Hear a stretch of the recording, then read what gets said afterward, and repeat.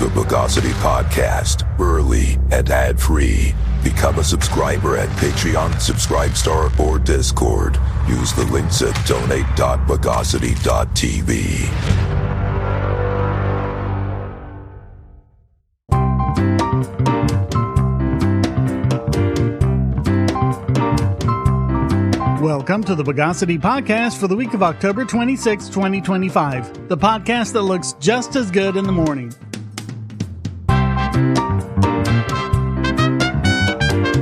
This is your host, Shane Killian. Let's digitize the news of the bogus. Here's a kind of story I haven't done in a while, so it's time to do it again, especially with everything that's going on now.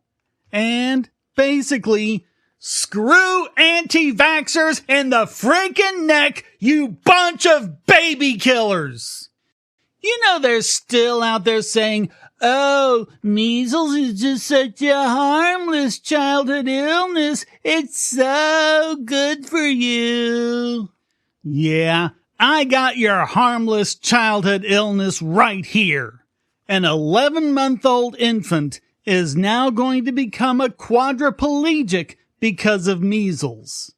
Yes, an otherwise healthy 11-month-old, no complicating health conditions or anything. He just got measles, and all because he hadn't been vaccinated.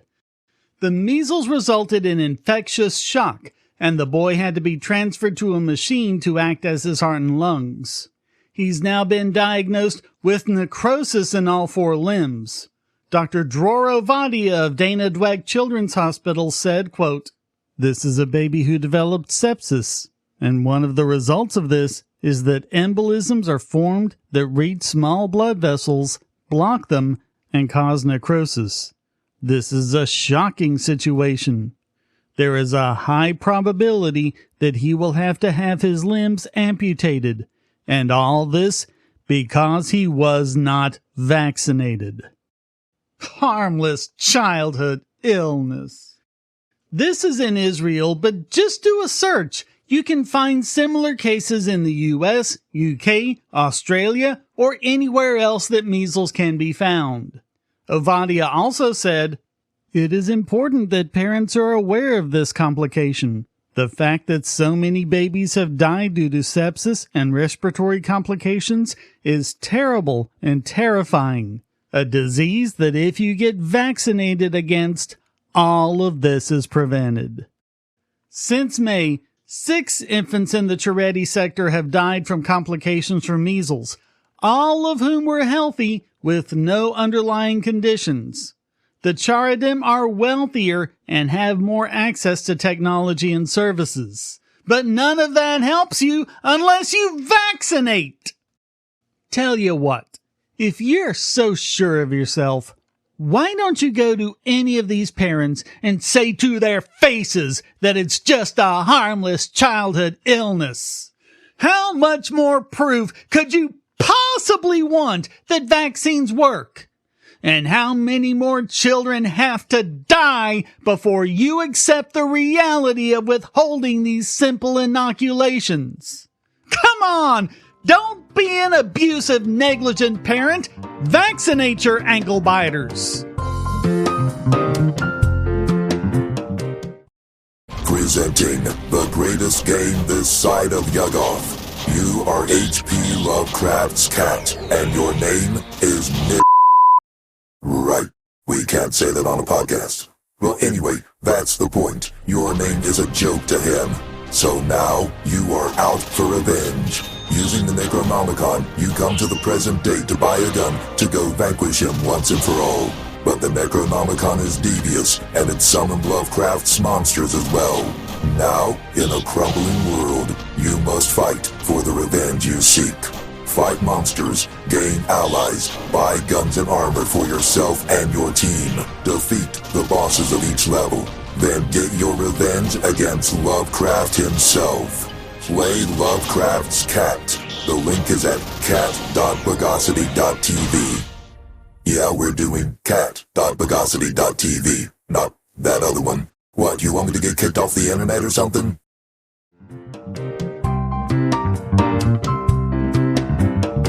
On a similar note, how long is it going to take people to realize the futility of prohibition?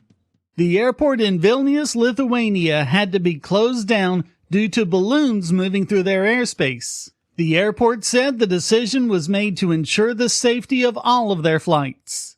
We aren't talking about little kids' balloons here. We're not even talking about a bundle of 99 Luftballons. These are those big weather balloon style balloons. And what were the balloons doing? Smuggling cigarettes from Belarus into the EU. This isn't just a couple of stray incidents. Almost 1,000 balloons entered Lithuania last year, and more than 500 have done so this year, each with something like 18,000 packs of black market cigarettes. And they've shut down not only airports, but land crossings as well. Lithuanian Prime Minister Inga Rugienienė called on Belarus to adopt, quote, a responsible approach to these incidents, irrespective of our political relations. In other words, her solution is to ask them nicely not to do it anymore. And if it keeps up, she may escalate to a pinky swear. Cigarettes aren't illegal in the EU, but they are a lot more expensive. But apparently, there's no thought of getting rid of the reason why they're doing this, which is primarily taxes. The minimum excise tax on cigarettes in the EU must be at least 60% of the average retail price. That's not including VAT, which for some countries could bring that above 80%. And yes, it's a sin tax, which, of course, never works. The EU, in a laughable policy that can only be described as delusional, aims to make the EU tobacco-free by 2040. Even if they do manage to stop the balloons, smugglers will just pivot to something else. Maybe they'll use drones, UAVs, or gliders. Maybe they'll find more surreptitious routes. Or maybe they'll start smuggling in the raw materials to produce locally. Rugienienė said, quote, this morning I already demanded that everyone come with concrete solutions. We must discuss this situation immediately, and we must find, not debate, but find what to do. Well, maybe you could give up on the failed sin tax? Maybe you could give up on the whole idea of socially engineering your population? She threatened, if such major crossings of balloons over our border are repeated, we will react immediately and close our border with Belarus. Right, because balloons can't just go over them or something. Does she remind anyone else of Donald Trump making threats against Mexico and China because of fentanyl? These drug warriors all look the same to me anyway.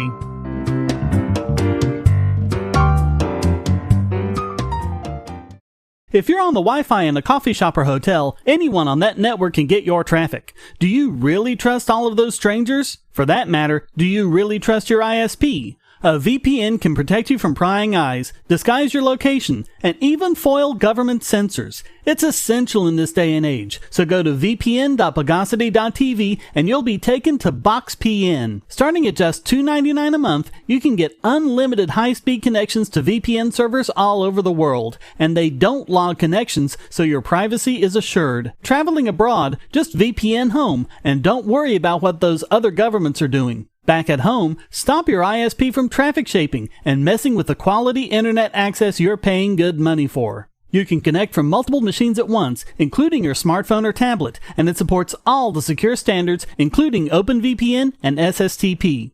Bypass censors and surveillance with your own secure VPN connection. Go to vpn.bogosity.tv.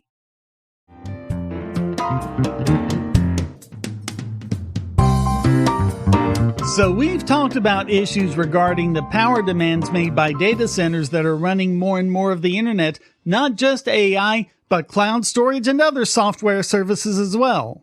Leave it to humans to find ways to innovate even among regulatory hurdles. By the end of the year, data centers in the US will consume 22% more power than they did at the end of last year. The problem is, in many cases, the energy grid just can't keep pace since they spent so much time building useless forms of power generation when they should have been building nuclear reactors. Yeah, sorry people, solar and wind just ain't gonna cut it. You can't use intermittent forms of power to meet the constant and continuous demands of data centers. But when you don't have a constant, continuous, reliable source of baseload power like nuclear energy, what do you do then? Well, the U.S. energy company ProEnergy has innovated the use of repurposed jet engines.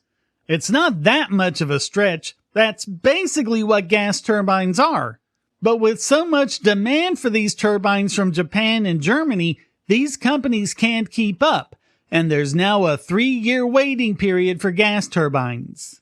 They've taken old General Electric CF6s and repurposed them into their PE6000 units that can supply 48 megawatts electric.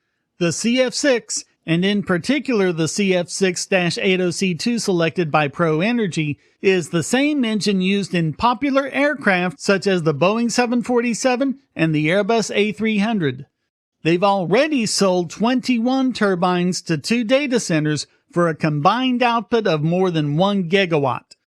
The PE6000s are designed to provide the power needed during construction of the data center and for some 5 years thereafter, by which point the local power grid should hopefully have caught up. Afterward, the turbines are still useful as backup power or can be used to supplement the grid. Now, we just need to actually build the reliable power plants we know we're gonna need.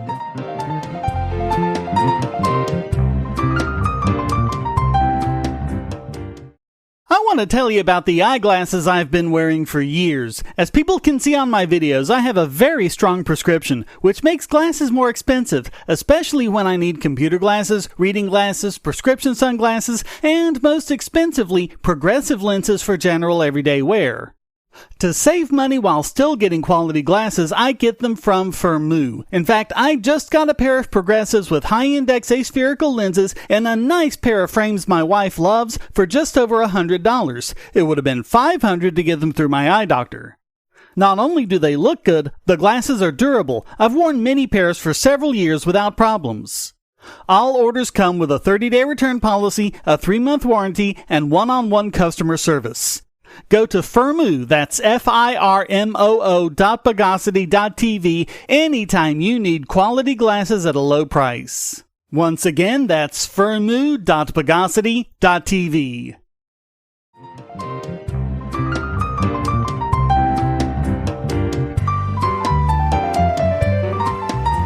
And now it's time to restabilize this week's biggest Bogon emitter. And this week it goes to conservative theocrat Matt Walsh for... Actually, you know what? Conservative theocrat is enough. But no, he's actually gone further and joined the ranks of the Neo-Luddites. Invoking the "this time is different" trope, he wrote on X, "People say that we shouldn't worry about AI wiping out jobs. The jobs will just change, they say. But the whole point of AI is that it removes the human component entirely. The jobs aren't going to change, they'll just disappear. AI will make like 10 people into trillionaires, almost everyone else will be screwed. Mass unemployment, millions of workers rendered irrelevant all at once. That's what's going to happen. Not maybe, not might, it's going to happen. And it doesn't seem like we're doing anything at all to prepare for it." Right. Never before has the human component been completely removed. Like elevator bellhops or bowling pin setters or icemen or lamplighters or switchboard operators or film projectionists or town criers. Or as David Brady asked him, "Don't you think people said the same thing about the automobile?" Walsh replied, "No. AI is not at all like going from a carriage to a car. Both the carriage and the car needed a human to drive them. It's just that with the car, the human is going faster and farther. AI removes the human from the equation completely. That's what people aren't grasping. This technology is different in kind from anything else that has ever existed or ever been invented in the entire history of humanity. Prior to this, we invented better tools for humans to use. Now, the tool has its own brain and doesn't need humans at all. You mean like telegraph operators or typesetters or milling machines or clock winders or photographic film developers or loom weavers or ice cutters or coal stokers or toll booth operators or airport ground signalers or train conductors or gas pump attendants or fast food kiosks? Yeah, we've never seen any of that before. So help me out here. How are you any different from any other moron who ever moaned about automation destroying jobs, including, to call back on an earlier podcast, Richard Wolff? I swear, it gets harder and harder to tell the socialists from the theocrats these days. Let's go over again the two foundational principles of economics. Resources are limited, but desires are unlimited. So no matter what, there will always be people with unmet desires who will be willing to pay anyone who can help them use some of our limited resources to fulfill them. AI is a capital good. Capital goods are produced means of production. To maintain the capital structure, savings and investment are needed, which means we'll need people to earn more than they spend. The only way for it to be possible to remove humans out of the production chain for commodities is for every single person to instantly have every single one of their desires met. In other words, a robot would have to put a nice cold Pepsi in your hand as soon as you wanted one. If such a scenario were possible, and it's not, it would be a true utopia, the Garden of Eden, where everyone would have everything they needed, no one would have to work, and happiness would prevail. In the Big Rock Candy Mountain. The whole purpose of production is consumption. Humans put money, time, and effort into the production of capital goods in order to supply that demand. And afterward, consumption, driving more demand, drives new investment, which increases productivity. So even if you could have AIs working in the entire production chain to meet the desired consumption, as soon as that consumption is over, you'd need an even greater amount of production. It's really hard for me to grasp where Walsh's thinking has gone awry. That's how dumb it is. Increased productivity through innovations in capital goods doesn't bypass the need for human labor. It makes it more efficient and improves productive output. Walsh must be assuming that the economy is zero-sum, that jobs just disappear without new ones forming. To refute that, all you need to look at is every single point in human history ever. AI doesn't break the chain, it enhances it, and in so doing, it makes all of us richer, just like all of the other innovations I listed and more. So all of that makes Matt Walsh this week's biggest Bogon emitter.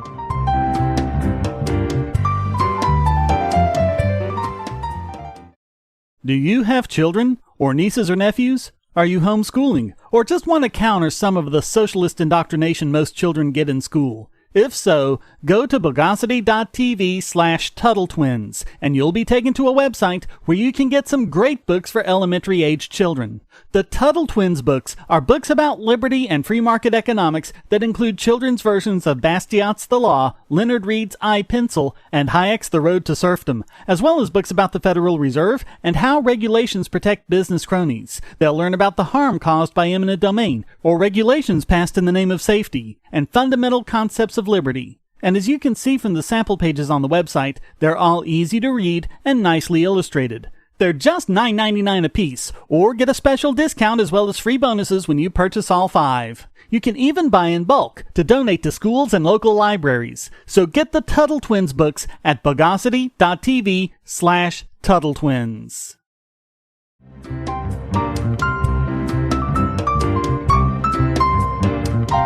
And now let's bumfuzzle mythification errorify this week's Idiot Extraordinaire!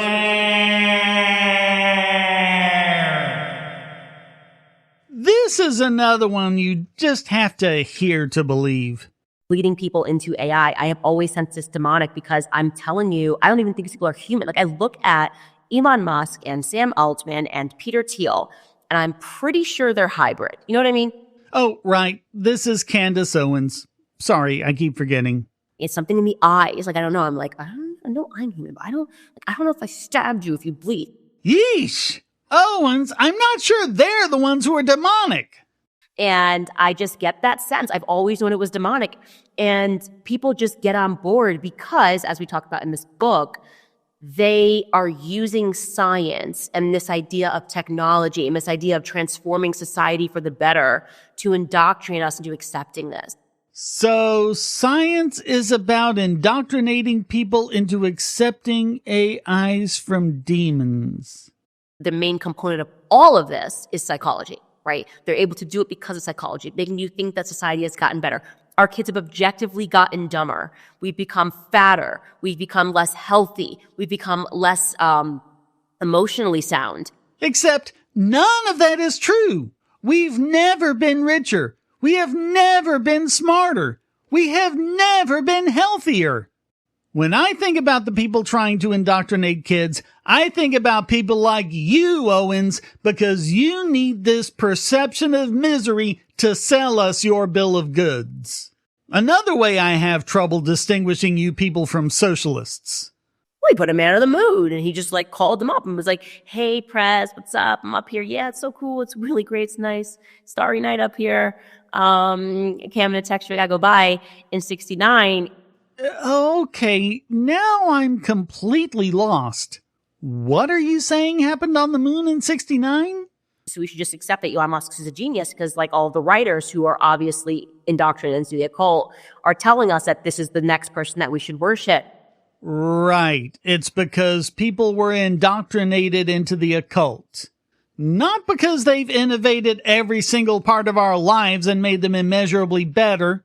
Yeah, that Musk character, what's he ever done for us? Except making electric cars mainstream, revolutionizing e-commerce payment systems, Neuralink curing disabilities, Starlink bringing high-speed internet to remote places, increasing the viability of rooftop solar on the home, and making the dream of a multi-planetary species finally possible.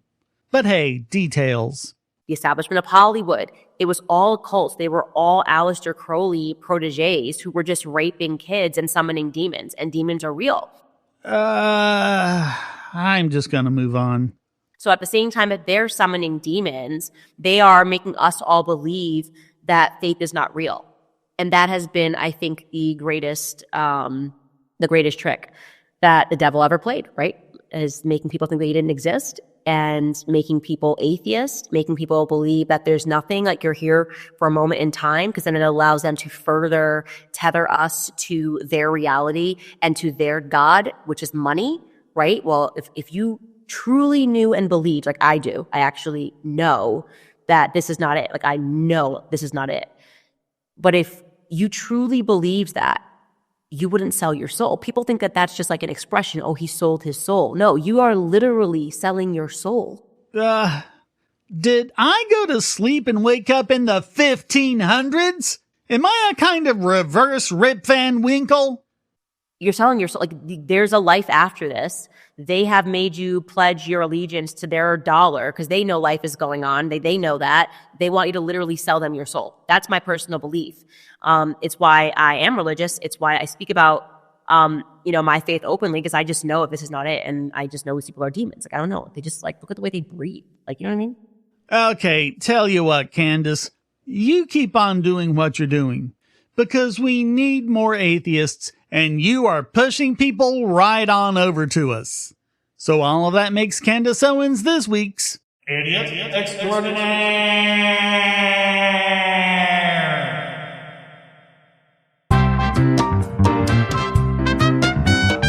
Well, Well, that wraps up this He's a Brute and a Lout edition of the Bogosity podcast. I hope you enjoyed it. If you did, please go to donate.bogosity.tv for several ways to support and discord.bogosity.tv to join the discussion. Subscribe at the Discord, Patreon, or Subscribestar, and you can listen early and ad-free. Thank you for listening. Until next time, here's a quote from Christopher Hitchens. Religion is poison because it asks us to give up our most precious faculty, which is that of reason, and to believe things without evidence. It then asks us to respect this, which it calls faith.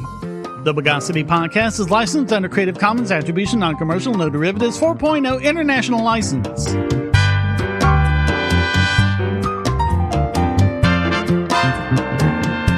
Bogosity.